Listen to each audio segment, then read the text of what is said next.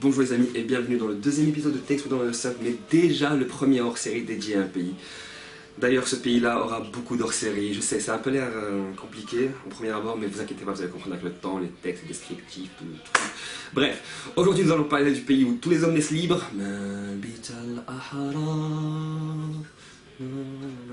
mais où les réalisateurs se font encore censurer avant même la publication de leur film. Vous l'avez bien compris, aujourd'hui nous allons parler du Maroc.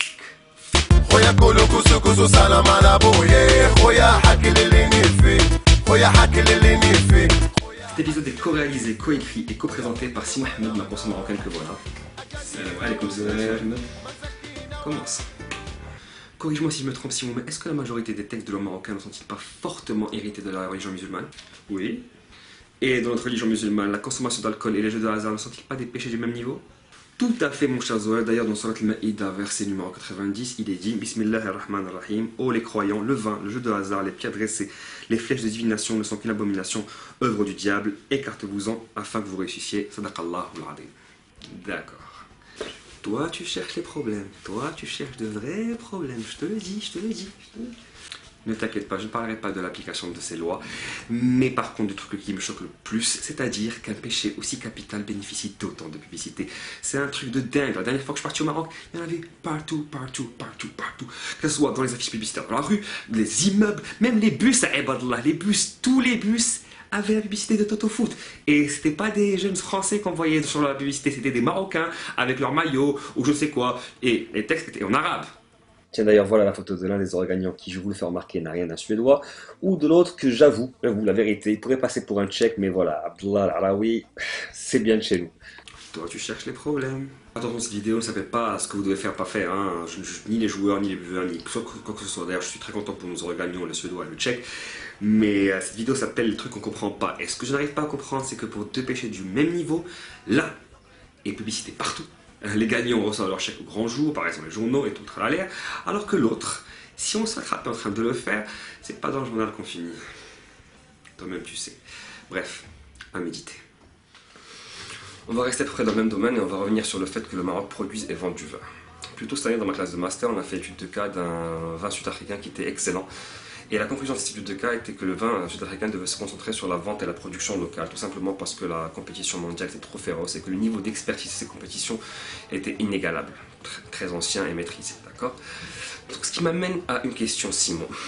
Dans quel domaine, haram makruh, la compétition n'est pas si féroce que ça et le niveau d'expertise du Maroc est vraiment inégalable? Le shit!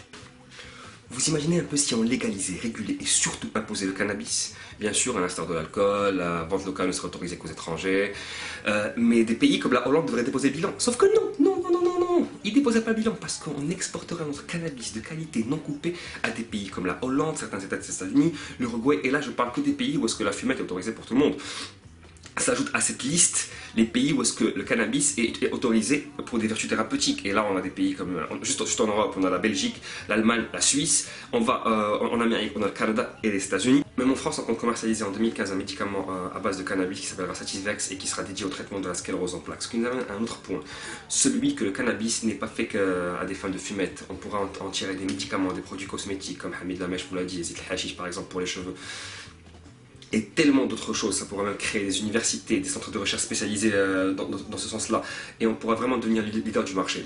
Donc quitte à produire et à commercialiser un produit aussi haram que le vin, qui certes engendre des revenus assez importants, mais surtout à l'échelle nationale, je ne comprends toujours pas pourquoi on ne se concentrerait pas sur un produit qu'on maîtrise, et qui boosterait nos exports et donc réduirait notre déficit, qui, grâce à l'imposition sur le produit, gonflera les caisses du gouvernement, qui par la suite pour réinjecter cet argent sur des écoles, des routes, des hôpitaux, et Dieu sait à quel point on en a besoin, et qui au final réduirait de manière significative le taux de criminalité lié à ce domaine.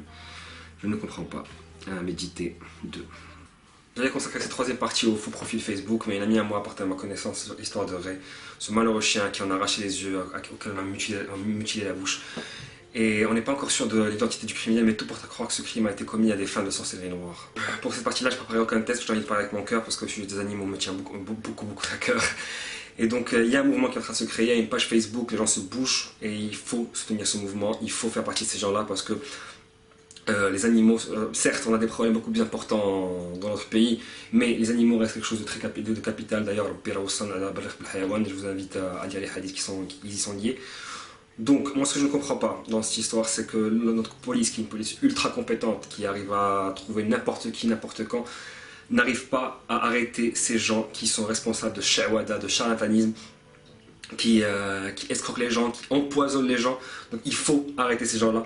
Et aussi, la grande victoire de ce mouvement, ce serait qu'on montre aux Marocains que la maltraitance des animaux peut être pénale, qu'on peut aller en prison si on maltraite des animaux.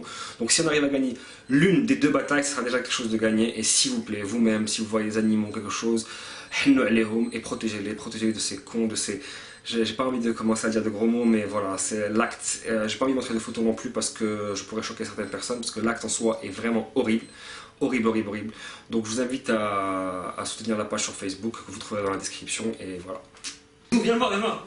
Apparemment, Moustapha Khafi a un projet de loi pour retirer la publicité des jeux sur tous les médias. Putain, mais ça va foutre la première partie de notre vidéo, mec. Ouais. Attends, non, attends. Déjà, c'était en novembre dernier et le projet de loi a été retiré, le texte de loi, pardon, a été retiré 48 heures avant, je vous le jure. Demande pourquoi. Hein. Apparemment, ça plaisait pas notre ministre. Bon, je pense qu'après cette vidéo, je viens de flinguer toute possibilité de carrière dans la marocaine des jeux ou bien toutes les entreprises d'alcool marocaines. Mais voilà, c'est vraiment un plaisir de faire des vidéos pour vous. D'ailleurs, je tenais à vous remercier parce que HL Los Dos de Barça vient d'atteindre les 7000 vues cumulées. Alors bien sûr, c'est rien comparé à ce que font les grands youtubeurs, mais c'est déjà un très bon début. Ce qui me touche surtout, c'est les messages d'encouragement, les partages, les petits mots, les inbox et tout le tralala. Donc merci beaucoup. Et là, je vous laisse avec Simon qui voudrait vous passer un petit message. شوف اللي كنتي مغربي ديال بصح تكليك على الرايد المغرب باش تابون الله شنو ديال خويا زوير. شوف الله يحفظك قلت لما كنتي مغربي ديال بصح الله يحفظك. كليك على الرايد المغرب زوينه وداكشي كله تقدر تمشي للصحه ديال الفيسبوك وتضغط على الزر جيم. الله يحفظك الله يعاونكم كستوس.